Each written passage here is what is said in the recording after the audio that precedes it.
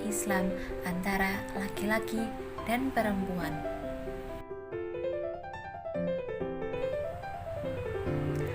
Allah menciptakan laki-laki dan perempuan untuk saling berbagi, bukan untuk saling mendominasi. Dalam konsep tauhid, yang berhak menyandang gelar nomor satu hanyalah Allah. Makhluk secara substansi tidak berhak menyandang gelar nomor satu.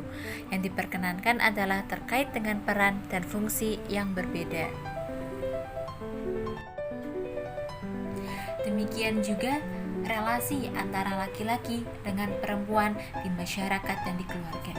Jika di masyarakat ada istilah bapak sebagai kepala keluarga dan ibu sebagai kepala rumah tangga, ataupun sebaliknya, realitas sudah ada ibu sebagai kepala keluarga dan bapak sebagai kepala rumah tangga. Bukan berarti yang menjadi kepala keluarga mempunyai posisi yang amat dimuliakan dan harus dilayani sepenuhnya, sehingga memunculkan relasi suami dan istri yang tidak seimbang. Baik yang menjadi kepala rumah tangga maupun kepala keluarga sama-sama mulianya, dan kalau mereka berakhlakul karimah dan beramal nyata kemanfaatannya untuk manusia serta tidak lupa mendekatkan diri kepada Allah, maka insya Allah surga jaminannya.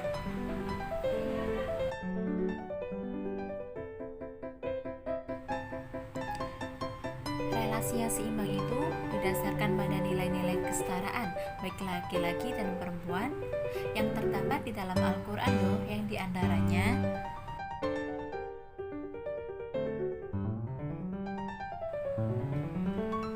yang pertama, ada perempuan dan laki-laki sama-sama sebagai hamba Allah, yang ditegaskan Allah dalam surat Az-Zariyat ayat 56.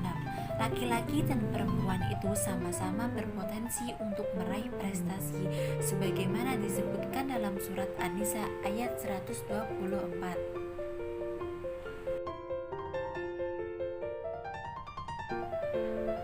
Yang kedua, laki-laki dan perempuan sama-sama sebagai khalifah, wakil, pemimpin Allah Subhanahu wa taala, yang terdapat dalam surat Al-Baqarah ayat 30 menyebutkan bahwa Allah itu sesungguhnya menjadikan seseorang khalifah di muka bumi.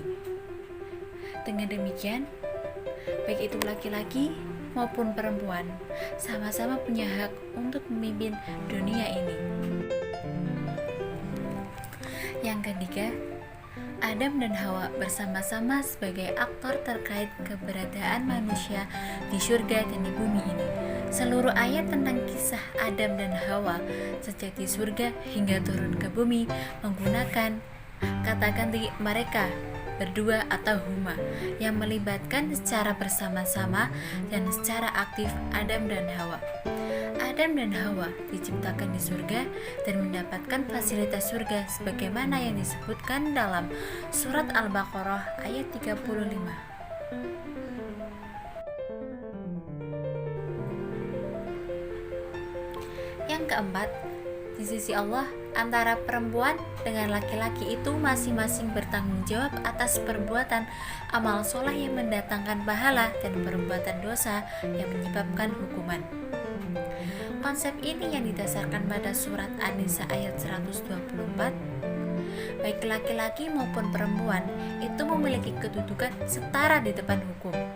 Perempuan yang berbuat salah akan mendapatkan sanksi atas pelanggaran yang telah dilakukannya sebagaimana laki-laki juga.